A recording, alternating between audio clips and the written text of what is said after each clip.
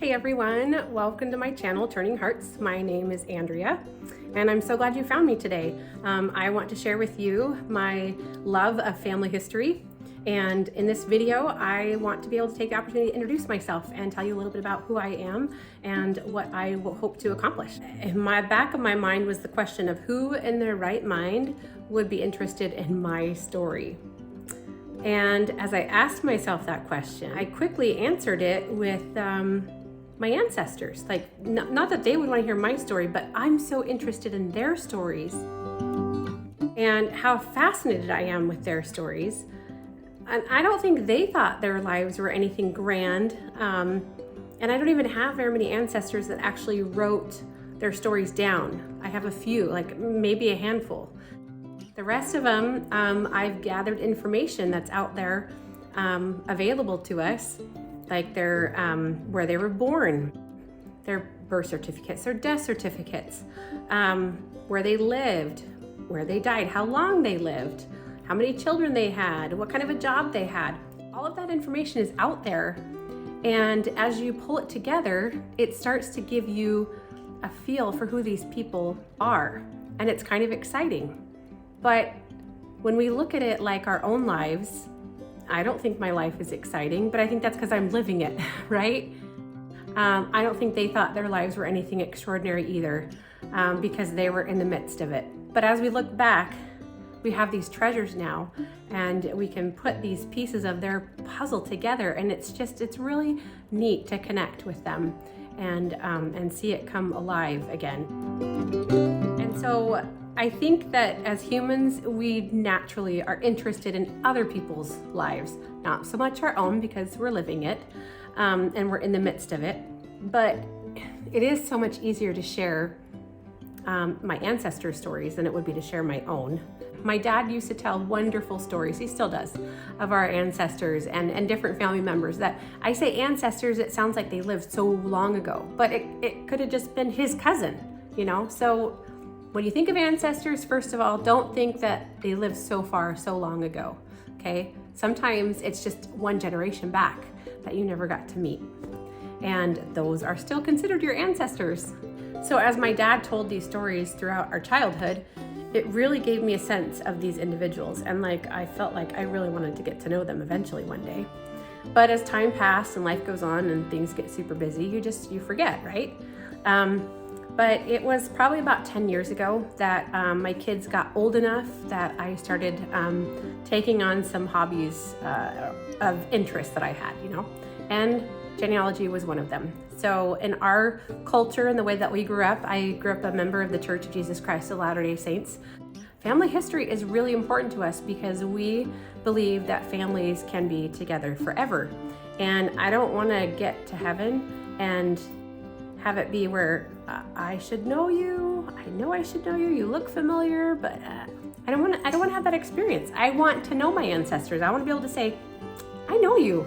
And reading into their histories and their stories and finding all those documents on them that kind of help put the pieces together for me to figure out who they were. Also, my mom passed away a year ago, and because she passed away, it's been a little bit over a year ago, I took on the role of gathering all of our family genealogy that my parents had kept.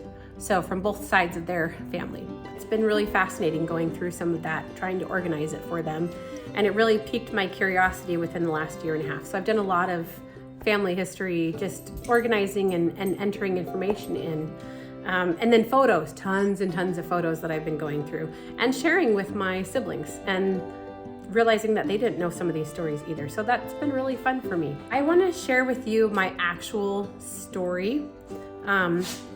I was a child of the 80s. I was number 3 of 4 children. I had an older brother. I have an older brother, an older sister, and a younger sister. And I would say we didn't always get along growing up. It would drive my mom nuts. But now as adults, we are all friends with each other. So that's really nice. It gives me hope that my kids maybe one day will hopefully be friends with each other. I grew up in Western Washington, and right before my junior year of high school, my dad took a job transfer and we moved to Eastern Washington. I graduated high school with a cosmetology license and was more than excited to put myself through college doing hair. I thought I was going to be a teacher.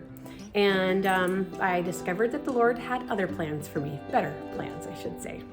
About a year after being out of school, I met my husband at a church dance, and a year later, we were sealed in the Portland, Oregon temple. He got a job as a police officer in the area, and we welcomed 3 beautiful children into our home. Our daughter is the oldest at 18 and a senior in high school. Our next daughter followed close behind at 16, and she's a sophomore in high school. And then our son is last, and he is 14, and he's a freshman. And a lot of fun too, but it's a good busy right now. I've been lucky enough to be able to do hair in our home. I have a studio in our home, so my kids have grown up with me doing hair and being around, and me being a stay-at-home mom, and yet being able to provide an income for our family as well alongside my husband. So that has been wonderful, and really, hard too. I say wonderful, but it's hard too, right? And we've been together for, it'll be 23 years here in just a little bit. So that's crazy. There again, I feel really old saying that. I'm not that old. Anyway, we're also lucky enough to have lots of family close by. So our kids have grown up with cousins from both sides of the family around them, on my side and on my husband's side. So over the years, dynamics have changed, of course, and most of my family ended up in other areas of the country, including my parents, and we were the only ones that ended up staying here. To be closer to my brother's family and to build relationships with those grandkids, and while that did happen, there was no way that they could have known the challenges that were going to be lying ahead for them, with my mom getting ill and my dad having the strokes. So I talked briefly about my mom passing away. She passed away in 2021 due to complications with COVID. And if that wasn't enough, earlier that year, my dad suffered 2 strokes while in the hospital, leaving him with vascular dementia. What my parents thought was going to be their golden years of retirement soon turned to a horribly tragic situation. And my dad was stuck in a long-term care facility without my mom to help care for him after the strokes. And he was all the way across the country, so in an unfamiliar place. And so my siblings and I had to make a really difficult decision. But we came together and decided that moving my dad back to Washington here, where he grew up and his siblings still live, would be much kinder on his memory and on his health too. So at the beginning of 2022, my little family, the 5 of us, took on the challenge and adventure of having my dad live in an assisted living facility, but about 10 minutes away from us. And we bring him to all of our family functions on my husband's side of the family, and then any concerts or events that the kids have going on, he comes to that stuff too, which is really great. And that is just the outer crust of my story. So I didn't get to tell you any of the fluffy stuff. If you think of your story as being like a loaf of bread, I just gave you the crust of my bread. But each week, I hope that I can share a piece of my ancestor stories that I come across, and then hopefully leave you with a tad more excitement to find out your own family stories and get that excitement growing within you. I also hope to inspire you to look, but also to leave you with some helpful tips and tools that maybe you can use along the way, especially if you're at the beginning of your journey, if you're in the middle, if you're towards the end, like you know everything and you could probably help me figure mine out. My main purpose is inspiring people to figure out that family history it doesn't have to be hard. And it is really neat when you start connecting with these loved ones that left things behind, whether they're in you or your children, but their characters, their qualities, and what made them who they are. it's just incredible to experience it and to find out who they are, and then to find some of those qualities and characteristics within yourself and your loved ones. I hope that I've inspired you to look into your history, to look into your own story. And each week I want you to join me, and I will hopefully have another tip and another story to share with you. If you like this video, please give me a thumbs up, subscribe, and share it with others. And I hope to see you soon. Take care.